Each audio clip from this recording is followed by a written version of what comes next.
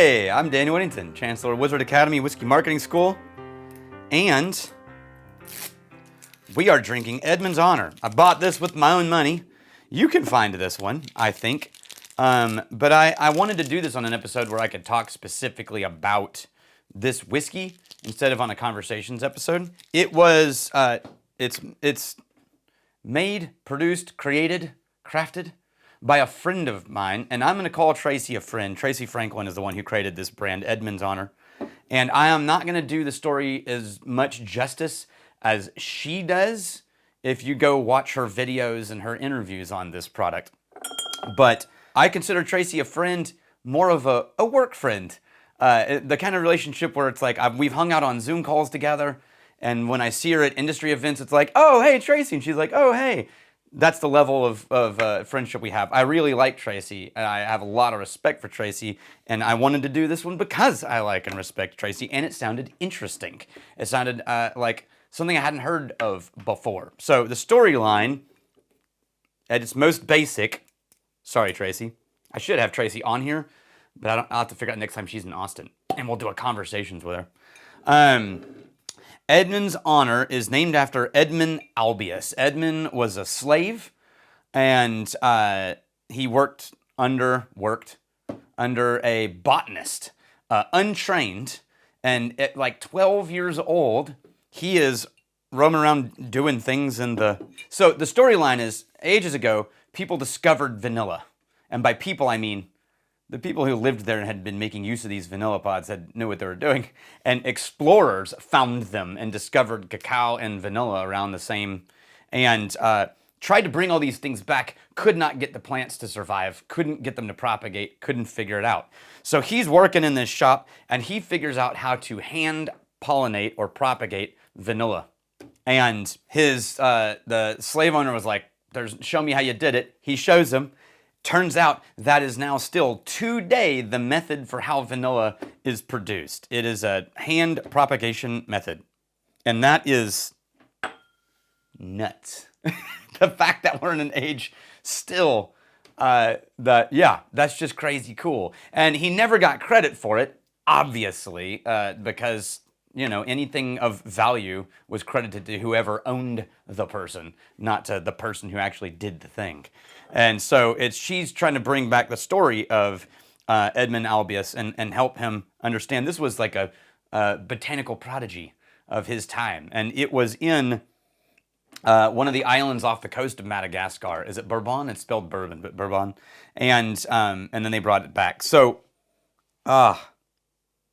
what this is bourbon, and I think it's MGP. Tracy, if I'm wrong about that, I'm so sorry. I don't know. I can't find anywhere on the bottle where it's distilled, and I was looking it up, and I saw various mentions and some comments, and I should have just emailed Tracy, but it's my bad. I dropped the ball on that one.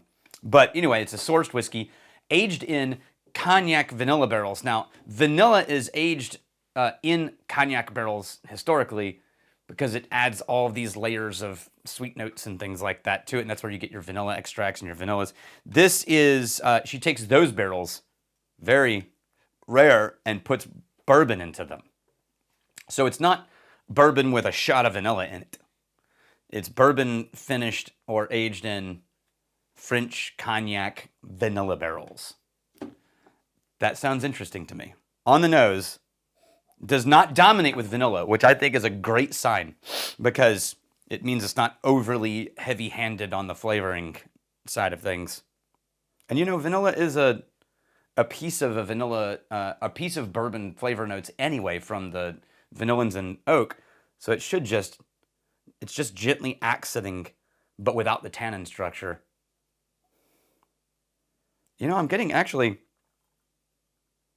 It still just smells like a slightly sweet bourbon, but not sugary, just like a softer bourbon. Very classic. Yeah, the nose is very pretty. Okay. We're going to try a sip. There it is. Damn, that's good. Okay, so this is not your bourbon drinker's bourbon. This is not your whiskey snob. I want it cask strength. Give me the This isn't Garrison Cowboy, or this isn't, you know, George Stagg Jr. or Stagg Jr. This is an easy drinking, beautiful, rounded, desserty. This is closer to, would you like an after dinner cognac? Or would you like an after dinner, you know, brandy, sip of brandy? Or, you're right, it's a delicate dessert-esque, like vanilla-coated roasted pecans. The nose is simple, and I was expecting simple on the taste. The palate is not simple. The nose is just a good bourbon, slightly sweet. A little bit more vanilla than you're used to. The palate does taste like vanilla. Like, not extract, but like real vanilla. Surrounding a bourbon.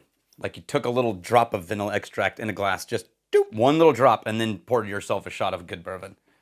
But it's lingering, and it's lingering sweet, even on the lips. That is dangerous. Because that goes down real easy. Where would I place this? Like, if I'm trying to recommend this to you, for one, the bottle is beautiful. I love everything about her design on this. I love that she's telling the story. I think that's really cool. I love that I've never heard of anybody doing cognac vanilla barrels and bourbon, but it's a perfect pairing because vanilla, as I said, so present in bourbon anyway. So this is, creators and creatives hate this, including me, and I'm sorry, Tracy, but I'm going to do it. Because when I was in a band, everyone always wants to know, what's your band sound like? Where do I put you? And what they're actually asking is, where do you fit in my story of my previous experiences? And I think that artists are naturally against those questions because they don't want to fit in they want to break the mold and be new and unique and creative. But human beings need some sort of continuity to feel okay. And so if it's just raw, unlike anything, it takes a lot to get into it. Like, imagine the first time you had smoky scotch. Some people were like, yeah, and most people are like, I don't know, and it takes you a while to get into it. Or even bourbons for people who don't drink hard liquor. So what people are actually asking is, I have a life. It's full of experiences. Where does this fit? And that's the question I'm trying to answer in my head right now. Where does this fit? It is not flavored whiskey category. If you are going in expecting Crown Royal salted caramel, you are going to be in for a surprise. This is more bourbon than it is that. But if you go in thinking, Henry McKenna, this is not that. It's too sweet. It's the closest analogy I can think of is in the cigar world. There are such things as flavored cigars, and it really is like you light one up and it smells like, vanilla cappuccino or something. And then there's a category where you have a really high quality cigar and you have like a sweetened wrapper, which is the final leaf that goes around to bind everything, to make it pretty. Actually, there's a binder and then there's a wrapper. The wrapper makes everything pretty. And sometimes the wrapper will be sweetened with something, but it's still at its core a really high quality cigar. Who is it? Does it Acid does a lot of those? Anyway, this is more like that. This is more like a high quality cigar where the wrapper was sweetened, but it's not a flavored cigar. This is a whiskey where the finish was softened with vanillas, but it's still a bourbon. That was a really elaborate explanation. I hope that makes sense, and I hope I did it justice. Tracy, next time you're in Austin, let me know, and we'll do a real conversation together, and you can tell me all the ways I messed up your beautiful story of Edmond Albius, and I'm sorry. But hey, if I can help tell the story of Edmond Albius, here it is on my channel. I would love to be doing more of those. Here's someone who's never been recognized. Let's talk about them. If you guys know any of them, put them in the comments, and we'll start looking them up and seeing if we can tell that story. Cheers to you. Happy Boxing Day. If normally this day I watch all 3 of the Lord of the Rings and I invite anybody over to my house that wants to come over, because that's what you do on Boxing Day, is you just make a bunch of food and you start at 8 a.m. playing all the Lord of the Rings movies. But this year, when you guys watch this, I will be in Illinois. I have no idea what I'm doing. I hope you're doing something fun. Cheers to you. I'm really glad you're here. If you're wondering where this channel fits in your story, like and subscribe and maybe you'll find out.